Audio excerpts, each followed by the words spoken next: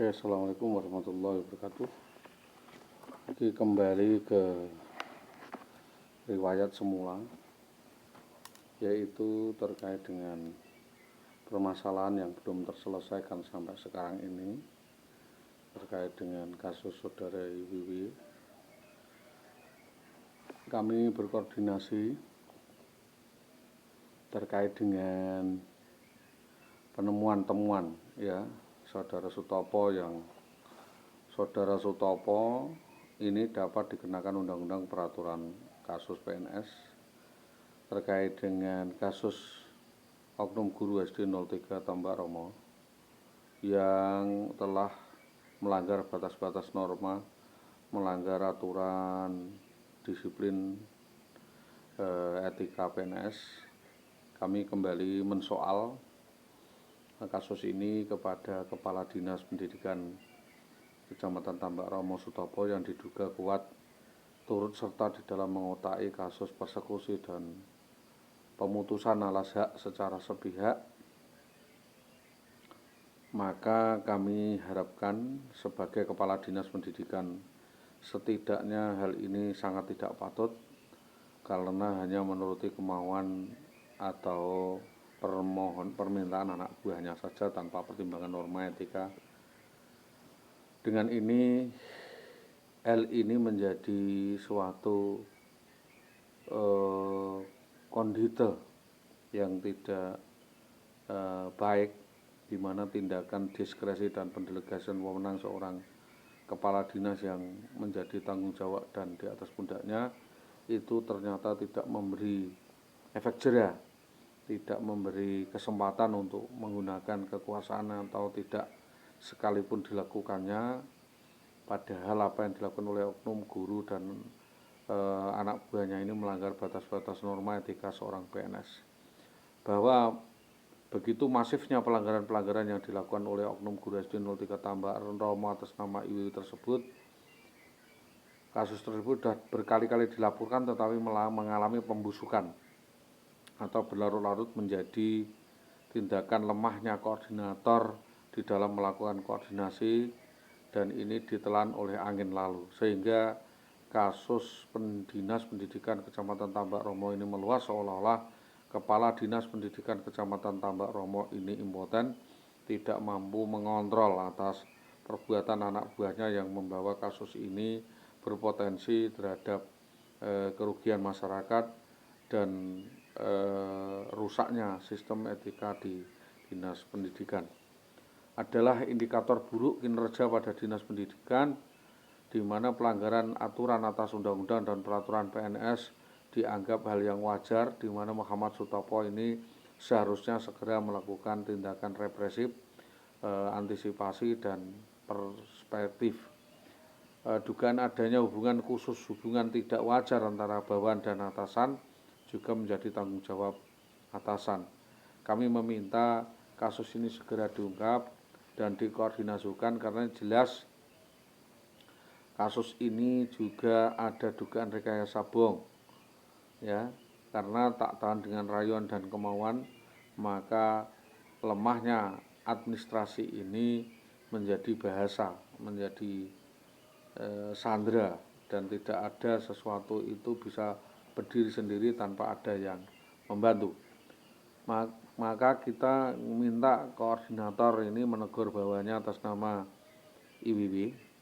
Fakta kejahatan IWW ini sejak tahun 2011 sampai dengan 2021 ini adalah sama, rekayasa bohong, manipulasi, ingkar janji, dengan cara berjanji dan akan membayar utang-utang yang tertanggung semua di bank, koperasi, perorangan, dan berjanji akan membantu memperbaiki hubungan baik.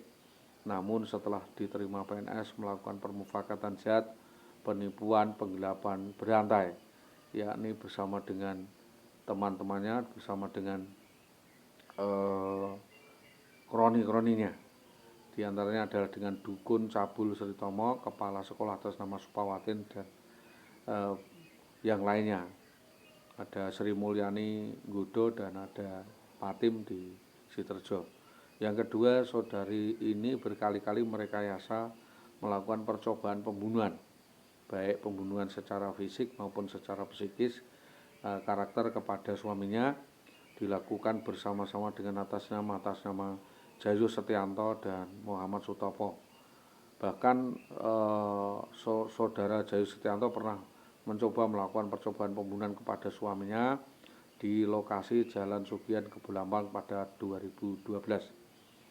Lalu pernah lagi ada orang yang mencoba menghabisi korban di lokasi STM Permata Nusantara Gabus, menyuruh preman dari Karaban atas nama Suwono CS juga atas suruhan Jayo Setianto. Dugaan kuat terlibat percobaan menghilangkan nyawa dengan persekusi. Pelaku adalah Jayo Setianto, atas dugaan otaknya adalah Astori dan Bambang Permadi.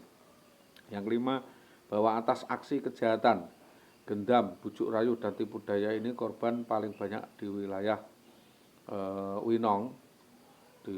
Winong, yaitu berada di Karanggayam, Karangkonang, Winong Pati.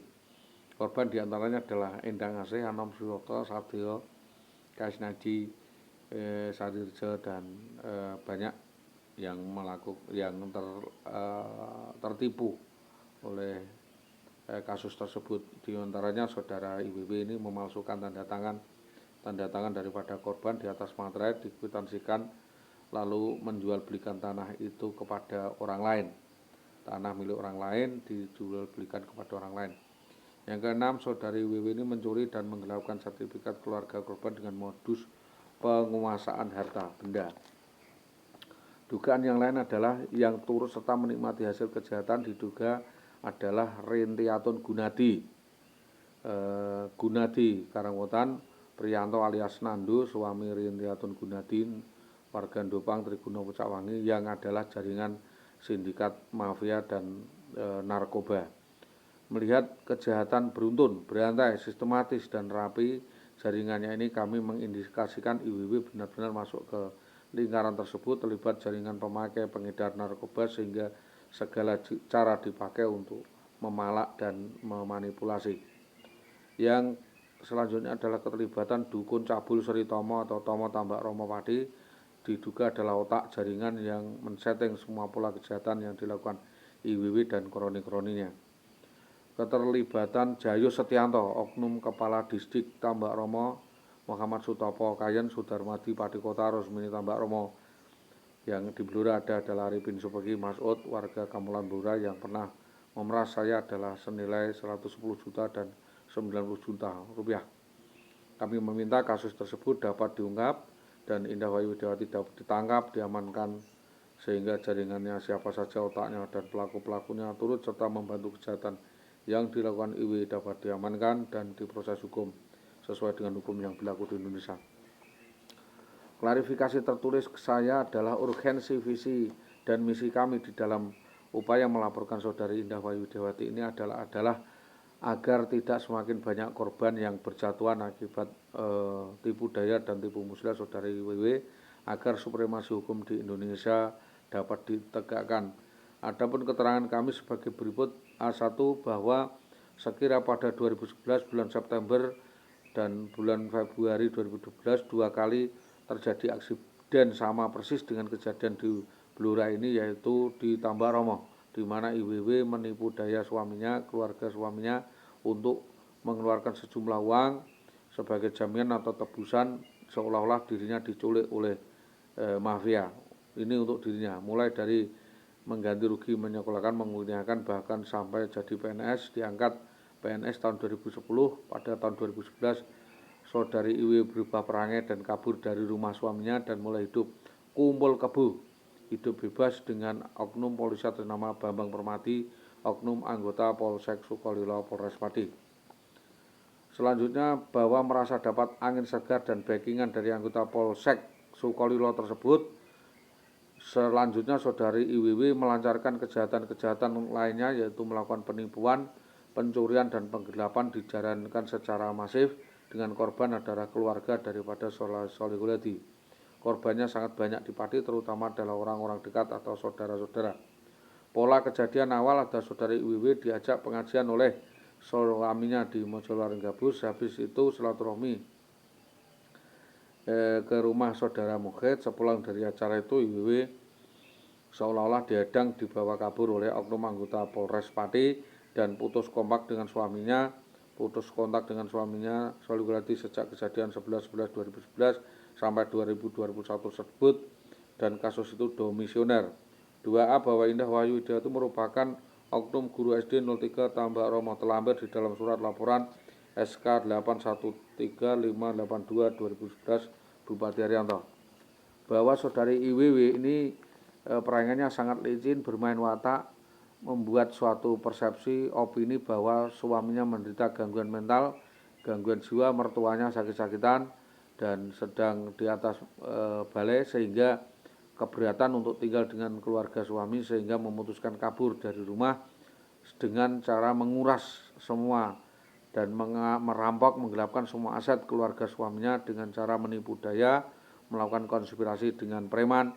Hal ini sudah kami laporkan ke Polsek Tempuran B602/11/2012 Sektor Tempuran, bahwa saudari WW berasal asli dari Dukuh Papuan, RT 2 RW 5, Desa Projeksari, Kecamatan Tempuran, Kabupaten Magelang, Jawa Tengah, putra Jamari, mantan Kades, dan Ibu Siti Aisyah ya. Yang kelima adalah saudari WW pernah mengibuli atasannya atas nama Dahlan Istanto senilai 50 juta rupiah dan mengibuli seorang bakul jeruk atau bakul buah 95 juta rupiah, mengibuli saudara Sadio warga desa Karangkonang RL 85 juta rupiah, mengibuli suaminya dengan tanda tangan dipalsukan tentang SKBKN sebesar 180 juta rupiah, di BKK Pati Kota 40 juta rupiah, dan menggasak beberapa arisan kendaraan sepeda motor di Winong, Pati. Catatan terakhir yang kami ketua adalah Lul Haji Hadi Santoso Kunduran 20 juta. 6. Saudari IWW diduga sudah berkali-kali melakukan penipuan dan sudah kami laporkan kepada kepolisian terkait, namun laporan kami di Pati belum ada perkembangan, dan atas tanggapan pengaduan kami, rata-rata para korban pada ngebel kami lalu meminta sejumlah uang dan meminta ganti rugi atas perbuatan yang dilakukan oleh IWW. Maka dengan ini, atas indikasi kasus ini, kami meminta kepolisian untuk segera bergerak dan menetapkan saudari IWW untuk dijadikan tersangka dan segera diteliti kasus-kasus lainnya. Jadi kami meminta kasus ini segera dikembangkan agar tidak merugikan banyak pihak. Kami juga meminta agar hal-hal yang dapat kami terangkan ini dapat menjadi bahan ajuan dan menjadi bahan kajian dan menjadi perhatian semua pihak, karena ini adalah benar-benar kasus yang sangat merugikan. Kami juga meminta kasus ini agar kepolisian serius dalam mengungkap kasus ini, karena kasus ini bisa saja menjadi bahan pertimbangan yang tidak bisa diharapkan dalam hal tertentu. Maka itu kami meminta tidak bisa kita tinggal diam atas perbuatan saudari WW ini, karena ini sangat mencurigakan dan sangat merugikan kami semua. Atas perhatiannya kami ucapkan terima kasih. Assalamualaikum warahmatullahi wabarakatuh.